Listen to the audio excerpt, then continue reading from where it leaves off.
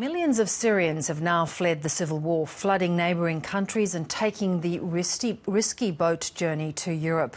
A few have been resettled in Australia, but thousands more are expected. Iskander Razak reports.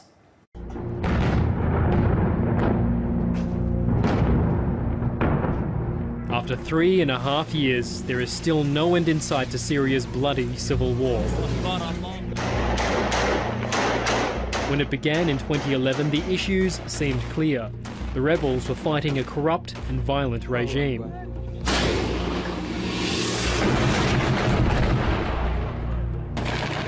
Mr. Bashar al-Assad arrests people, put them in jail, and their mothers know nothing about them. But Bashar al-Assad called the rebels terrorists, and in time, that became true. Unfortunately, now it has come a war between the baddies and the baddies. We should get rid of them all, I think, and just start building fresh. The groups splintered and new elements entered the fray, including the brutal militia that calls itself Islamic State. Millions of innocent people are caught in the middle. People coming from those circumstances, it does tend to predominantly, not totally, but often be dominated by women, and quite often women who've been separated from husbands or men in their family.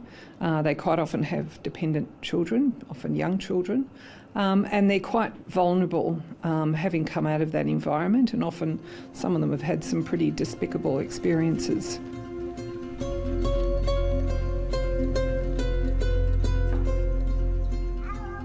English teacher Amina Srio was one of them. I lost my job, and then I lost my house. Some rebels entered the area and drove us out, all the people of the suburb. We were forced out, and they took our houses. Then I was told that the army of Bashar al-Assad stole everything from my house. And then somebody told me that my house was bombed. We couldn't go to the suburb anymore.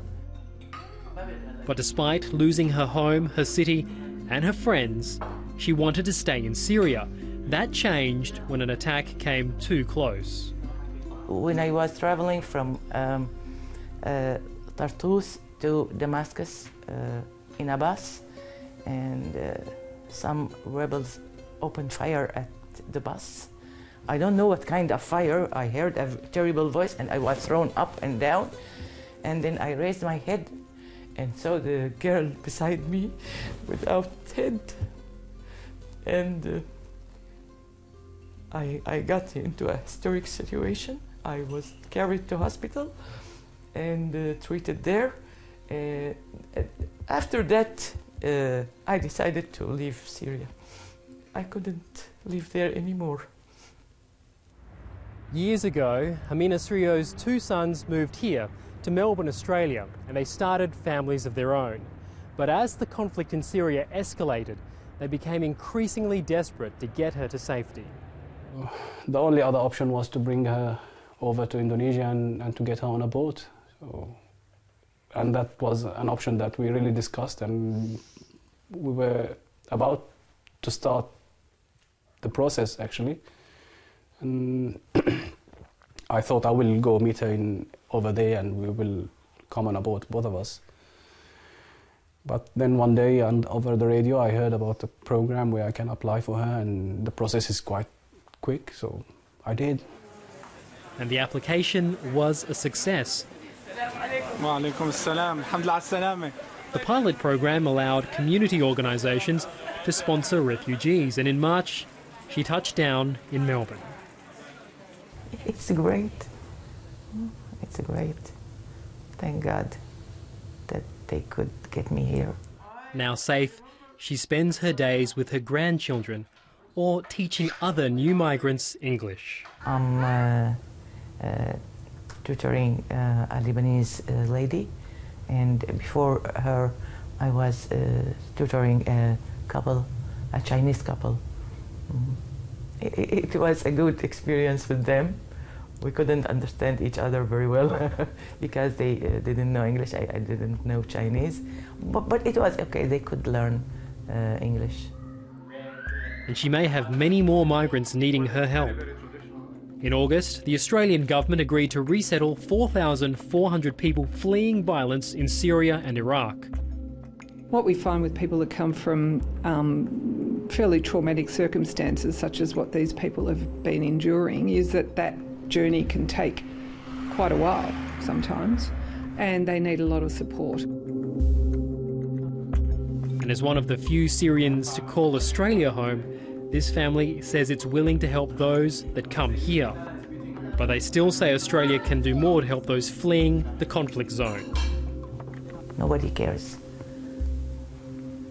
Bashar al-Assad cares about his being only the president. He will keep president forever. And the rebels are after money and their own things. They hurt us, they rob us.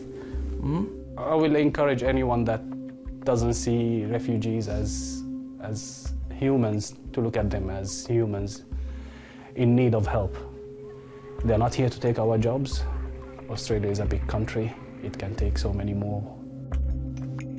You don't ask yourself why do you do good to your neighbor, or why you help an elderly, or why you give someone you don't know a helping hand. Because by nature we are good. We like to help each other. And that's how we are humane. If we don't do that, we lose our humanity. Iskander Razak with that very personal report. Now, Simon Skorno is the spokesperson for the International Committee of the Red Cross, and he joins us now from Damascus. Simon, good to talk to you. Now, in just the last couple of hours, the UN envoy in Syria has said there is some hope that new truce measures might provide some fresh hope for an end to this conflict. Are you seeing any signs that this might be true? Well, we certainly want to be hopeful. We need to do more in humanitarian terms for the people of Syria. The humanitarian situation is extremely dire. Millions of people directly affected by the conflict, displaced and suffering from water cuts, food cuts, and other humanitarian issues. So certainly we're hopeful and we want to do more now. The proof really will be in the pudding. The ICRC works separately from the UN, doesn't have a political agenda. So for us, we will continue to work with actors on the ground, continuing our dialogue, humanitarian dialogue with the government of Syria and the various armed groups on the ground to improve our levels of access. But that's what we've been trying to do for several years now and continue to do on a daily basis. Simon, as some of these groups fracture and then realign with other groups, how difficult is that for your organisation to get help to where it's really needed? Well, Syria is an extremely challenging operational environment for us. We're used to working in wars. I've worked in many myself, but this conflict is particularly challenging due to the number of groups, due to the fragmentation of the conflict and the various alliances that keep shifting, and of course the level of violence on a daily basis. So in order to work in such an environment, well, we work the same way we pretty much work everywhere in the world, and that is, being in constant dialogue with as many parties to the conflict as possible. So that means with the government of Syria, of course, but also with the various armed groups on the ground to discuss our operation, to be understood by them, and then make sure that we are safe when we travel, which we do, of course, on a daily basis across the country. And of course, you had 7 of your workers abducted last year, thankfully recovered. But how difficult is it to trust and to get that kind of access?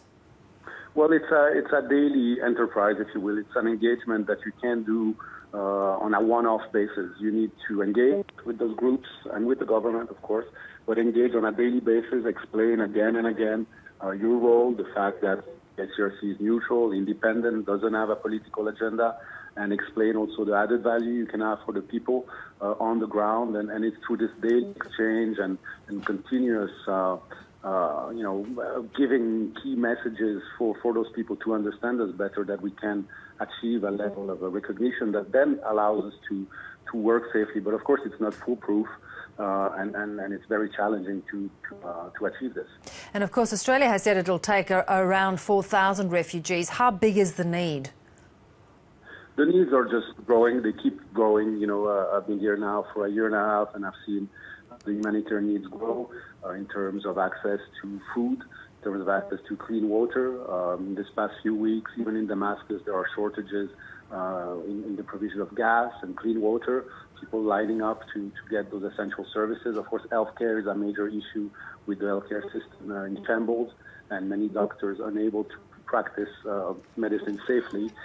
So the needs are really multiple and keep growing. And of course, safety of civilians is far from secure, and people get killed and wounded every day across the country. Simon, we appreciate your time. Thank you. Thank you.